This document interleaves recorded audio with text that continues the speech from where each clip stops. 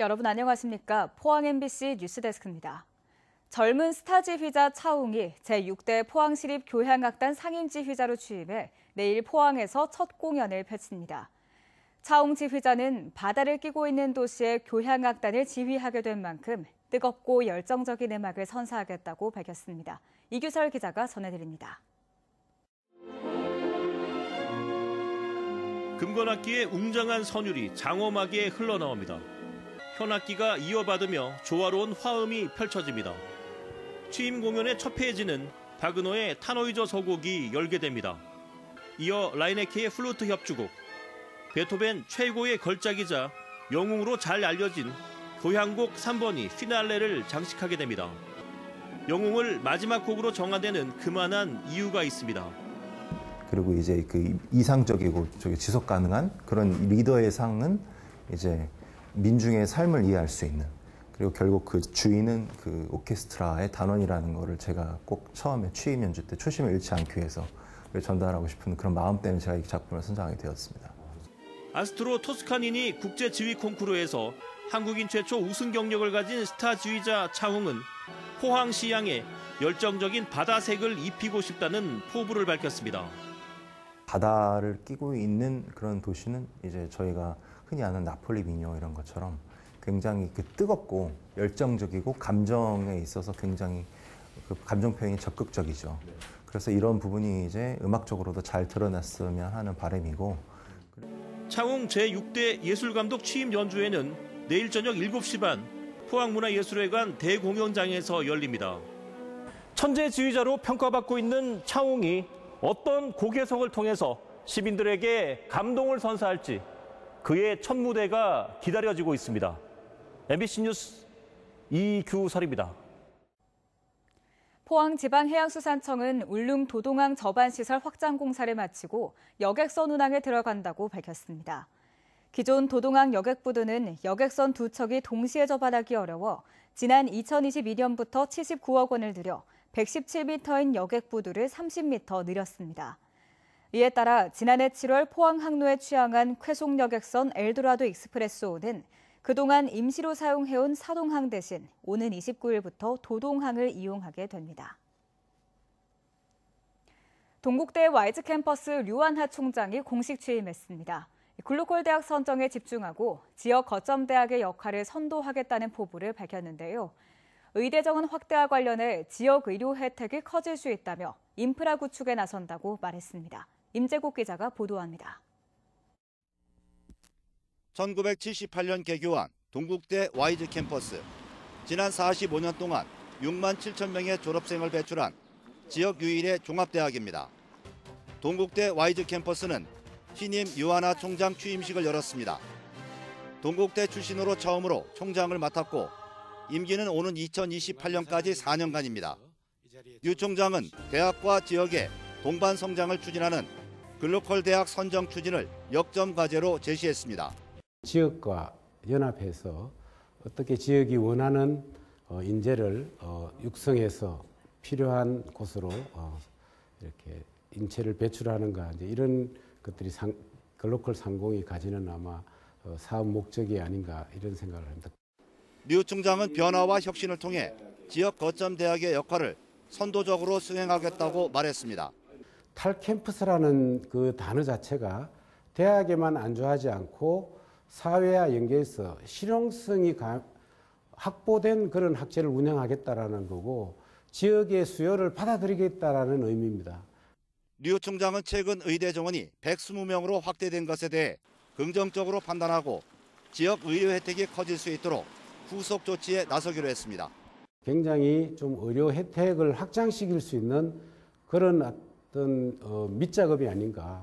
그래서 저는 기회가 되면 거기에 상응하는 의료 인프라를 구축하고 교육을 잘할 수 있는 환경을 만들어서 동국대 YG 캠퍼스가 류 총장 취임을 계기로 글로컬 대학 선정과 지역 동반 성장을 어느 정도 이뤄낼 수 있을지 관심이 높아지고 있습니다.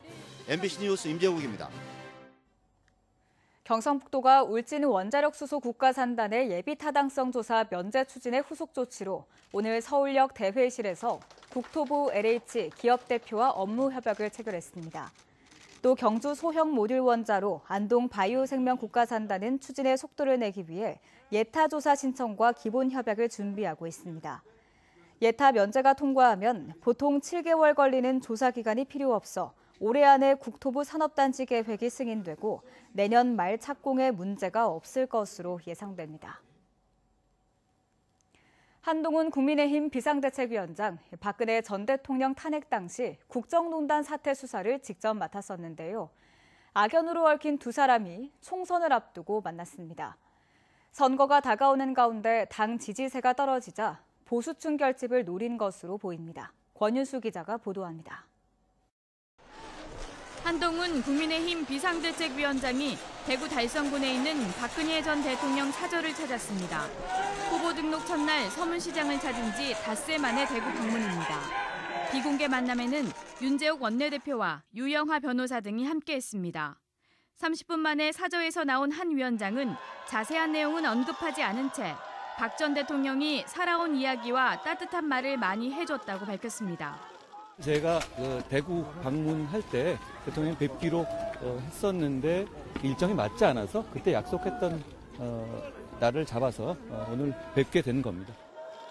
최근 떨어진 국민의힘 지지세 반등을 노린 행보라는 분석이 많은 가운데 반등 효과를 묻는 말에는 답하지 않았습니다. 유 변호사는 단합의 중요성에 대해 대화했고 의대 증원 문제에 관해서도 의견을 나눴다고 설명했습니다. 지금 가장 핫한 이슈가 아마 의대 정원에 대한 문제고 거기에 대해서 두 분께서 좀 심도 있는 얘기가 있었고 대통령께서도 여러 말씀을 주셨습니다. 한 위원장은 윤석열 대통령과 함께 박 전 대통령의 국정농단 수사를 이끌었습니다. 비대위원장 취임 후 박 전 대통령을 만난 건 이번이 처음입니다. 더불어민주당 대구시당은 이번 방문이 부적절하다고 비판했습니다. 유 변호사를 향응을 받아 검사직을 그만둔 사람이라고 가리키며 탄핵당한 전 대통령과 검사직 그만둔 범죄자 모임에 왜 검사 출신이 함께하냐고 꼬집었습니다. MBC 뉴스 권윤수입니다. 22대 국회의원 선거와 함께 치러지는 경북도 의원 울진군 선거구 재선거에 3명의 후보가 등록했습니다. 후보 모두 무소속으로 남용대 전 경북도 의원이 기호 7번을, 김재준 전 울진군 부군수가 기호 8번, 장시원 전 울진군 의회 의장이 기호 9번을 받았습니다. 이번 울진군 도의원 재선거의 국민의힘은 공직선거법 위반으로 의원직을 상실하면서 치러져 정당 귀책 사유에 따라 후보를 공천하지 않았고 더불어민주당도 후보를 내지 않았습니다. 기후변화로 과일나무에 꽃 피는 시기가 빨라지면서 냉해 발생 우려가 커지고 있습니다. 올해도 예년보다 10일 이상 빠를 것으로 예상되고 있는데 정부가 기상재해 알림 서비스를 내년까지 전국 모든 시군으로 확대했습니다. 김건엽 기자입니다. 기후변화의 영향으로 올봄 과일나무는 평년보다 최대 열흘 이상 빨리 꽃이 필 것으로 예상됩니다. 배꽃이 활짝 피는 시기는 다음 달 2일 울산을 시작으로 상주 9일 등 평년보다 최대 9일 빠르고 사과꽃은 경남 거창 9일을 시작으로 18일 청송까지 열하루나 빨리 필 것으로 예상됩니다. 꽃이 핀 뒤 4월 기습 한파가 닥치면 큰 피해가 발생합니다. 사과의 경우 지난해 냉해와 여름 폭우, 탄저병을 겪으면서 생산량이 30%나 줄어 가격이 크게 올랐고 장바구니 물가에 영향을 미치고 있습니다. 지역마다 냉해를 예방하기 위한 방법이 총동원되고 있습니다. 자체 예산으로 냉해 경감제를 지원하고 열풍기 시스템, 방상팬 같은 냉해 방지 시설 설치 지원을 확대하고 있습니다. 방지 시설이 설치된 농가에서는 점검을 통하여 피해가 발생하지 않도록 대비하여 주시기 바랍니다. 시설이 설치되어 있지 않은 농가에서는 연수법 등을 사용해서 정부는 기상재해 예측 정보 알림 서비스를 내년까지 전국 모든 시군으로 확대할 예정입니다. 기온, 강수량 같은 날씨 정보는 물론 고온, 동해, 홍수해 등의 재해 위험이 최대 9일 전에 제공되고 농작물 관리 대책까지 인터넷과 모바일로 제공됩니다. 저희 핸드폰을 통해서 그 수시로 확인할 수 있기 때문에 제가 집에 있어도 항상 여기 기상 여건을 확인할 수 있는 점이 참 좋아요. 제가 그만큼 대처할 능력이 빨리 대처하니까는. 기후 변화가 우리 식탁에 큰 영향을 끼치면서 적극적인 대책 마련이 중요해지고 있습니다. MBC 뉴스 김건엽입니다. 경주시는 오늘 경주 천년 한우 사육 농가 21곳에 대해 신규 해썹 농장 인증서를 전달했습니다. 이로써 경주의 해썹 인증 한우 농가는 165곳으로 늘어났고, 이는 전국 한우 농가 중 7.4%를 차지하는 것입니다. 해썹은 축산물 등 식품의 원료에서부터 최종 소비자가 섭취하기까지 관리하는 위생관리 시스템으로 인증서는 한국식품안전관리인증원에서 발급합니다. 장애인 유권자의 투표권을 보장하기 위한 투표 체험 행사가 오늘 포항시청 내 장애인 고용 창출 기업인 히즈빈스에서 열렸습니다. 행사에 참여한 장애인들은 새로 도입한 레일 버튼형 특수 기표 용구를 체험해보고 장애인 유권자를 위한 가이드북을 통해 투표에 대한 이해도를 높였습니다. 선관위는 손떨림이 있거나 근력이 약한 장애인 유권자를 위해 레일 버튼형 기표 용구를 이번 선거부터 새로 도입했습니다. 포항시는 모바일 포항사랑 상품권을 출시하고 다음 달 1일부터 판매에 들어갑니다. 새로 출시되는 모바일 포항사랑 상품권은 모바일 앱에서 즉시 발급해 충전 후 사용할 수 있습니다. 포항시는 모바일 포항사랑 상품권 출시에 맞춰 4월 1일부터 모바일과 카드형 포항사랑 상품권 170억 원어치를 7% 할인해 판매하고 지류형 상품권은 발행하지 않았습니다.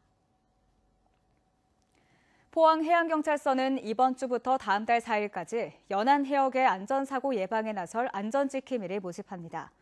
선발 대상은 연안해역의 특성을 잘 아는 지역 주민으로 서류와 체력검사, 면접평가 등을 거쳐 선발할 예정입니다.